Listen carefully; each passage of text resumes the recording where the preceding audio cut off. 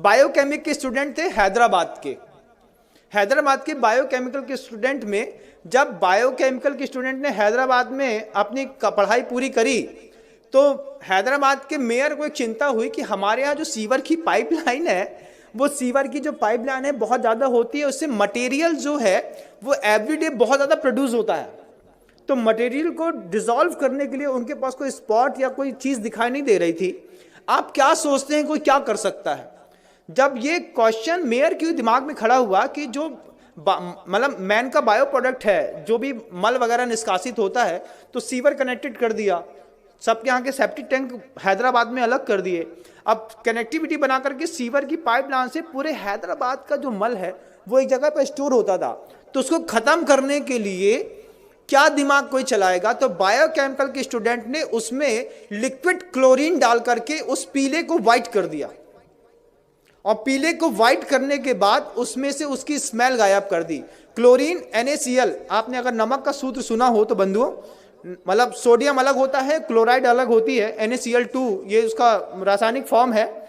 और जहां हम रहते थे पहले HGM, वहां पे Hukumchand jute mill and industries, और मतलब नमक से क्लोरीन बनाने का प्रोसेस वहीं पे होता था। लिक्विड क्लोरीन होती है, पाउडर फॉर्म में क्लोरीन होती है, गैस फॉर्म में क्लोरीन होती है, और सब अलग अलग चीज़ों में काम आती है। जो बांस के पेड़ होते हैं उसको साफ करने के लिए लिक्विड क्लोरीन काम आती है, जिससे आपका पेपर बनता है और जो बिल्कुल वाइट हो जाता है। तो वो बायोकेमिकल के जो स्टूडेंट हैं, वो बायोकेमिकल के स्टूडेंट ने पूरे के पूरे जो मल हैदराबाद के बाहर इकट्ठा होता था उसमें क्लोरीन को डाल करके मिक्सअप करके पीले से वाइट कर दिया। फिर जो वो पूरा एक पेस्ट के रूप में था उसको ड्रायर में डाल करके सुखा दिया, उसका पाउडर फार्मिंग कर दी। और सबसे बड़ी बात तो ये है कि कानपुर की गुटखा फैक्ट्रियों में बेच करके, बड़ी बड़ी कंपनियों के गुटकों में पैक होकर के वो मल लोगों को पाउच में अंदर तक खिला दिया। ये ज्ञान के दुरुपयोग का युग है बंधुओं। आपको आश्चर्य होगा, लगता है ना कि हम जिस कंपनी का गुटखा खाते हैं ये तो बहुत फ्रेश है और बढ़िया है। जब आपको पता चले कि बायोकेमिक के स्टूडेंट की इतनी बड़ी करामात है कि उसने पूरे के पूरे मानव के बायो प्रोडक्ट को क्लोरीन डाल करके उसकी स्मेल हटा करके और उसको गुटके में मिला करके उसमें फ्रेग्रेंस मिला दिया।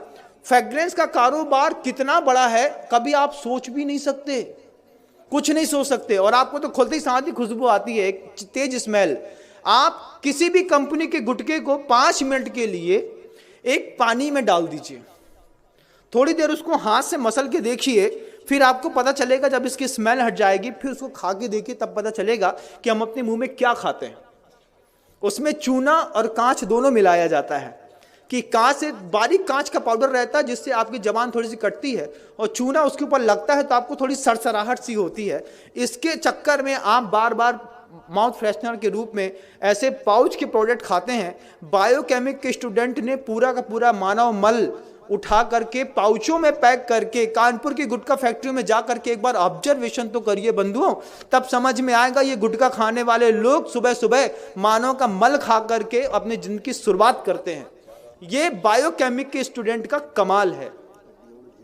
हड्डियों का ढेर मिलता है, दुनिया भर की चीजें मिलती हैं। स्मॉल स्केल इंडस्ट्रीज, 3 शब्द याद रखिएगा। क्या?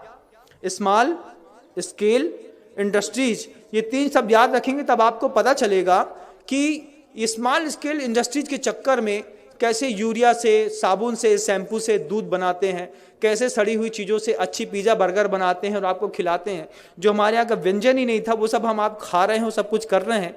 ये स्मॉल स्केल इंडस्ट्रीज का कमाल है।